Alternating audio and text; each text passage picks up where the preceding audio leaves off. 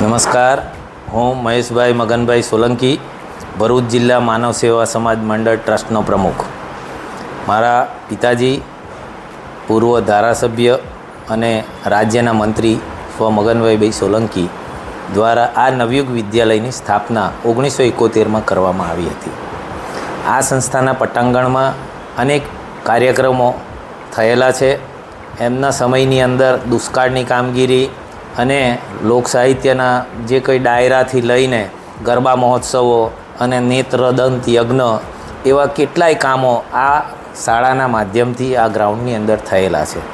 પરંતુ છેલ્લા 30 વર્ષથી આ સંસ્થા સતત ઉપેક્ષાનો ભોગ બનેલી છે. કોઈપણ રાજકીય માણસે આ સંસ્થાને કોઈપણ જાતની ગ્રાન્ટ ફાળવેલી નથી. આ સંસ્થા છેલ્લા 15-17 વર્ષથી આ જંબુસર કેન્દ્રમાં પ્રથમ અને દ્વિતીય ક્રમે જ રહેલી છે અને આ શાળાના ઝળહળતા તારલાઓએ 100% સુધીનું પરિણામ પ્રાપ્ત કરેલું છે. એના એવોર્ડ પણ આપણને મળેલા છે.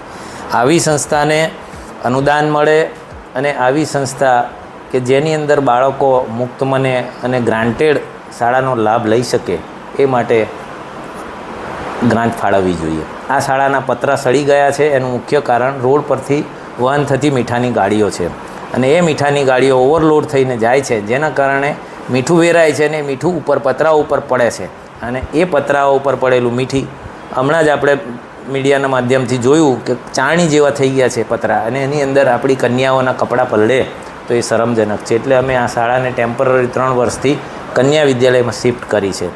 તો આ બાબતે તમે કોઈ ધારાસભ્ય કે કોઈ મંત્રીને રજૂઆત કરી હોય? પહેલાં જ અમારા પિતરાઈ સંજય સોલંકી આ સંસ્થાનો ક્લાર્ક હતો, એને પણ ધારાસભ્ય બનવાનો મોકો મળ્યો.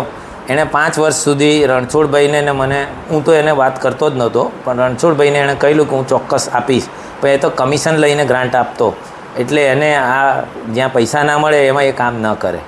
અને એવા ને એવા આપણા સાધુ સ્વામિનારાયણના આપણા ભગત અને આ ડીકે સ્વામી ચૂંટણી પહેલાં જ બહુ સારી મારી જોડે વાતો કરતા હતા, પણ જેવી ચૂંટણી પતી ગઈ એટલે એમને એક સ્ટેન્ડ લઈ લીધું અને રોજ જે મેસેજ આવતા હતા એમના એની જગ્યાએ મહિને કે 15 દિવસે અને હવે તો કદાચ 3 મહિને આવે છે.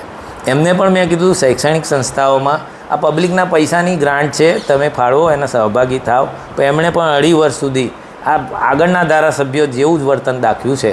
એટલે મારી પણ એમને અપીલ છે કે તમે જે ગ્રાન્ટ ફાળવો એ લોકોના ઉપયોગ માટે છે, મહેરબાની કરીને એમાં નિર્ણય કરશો.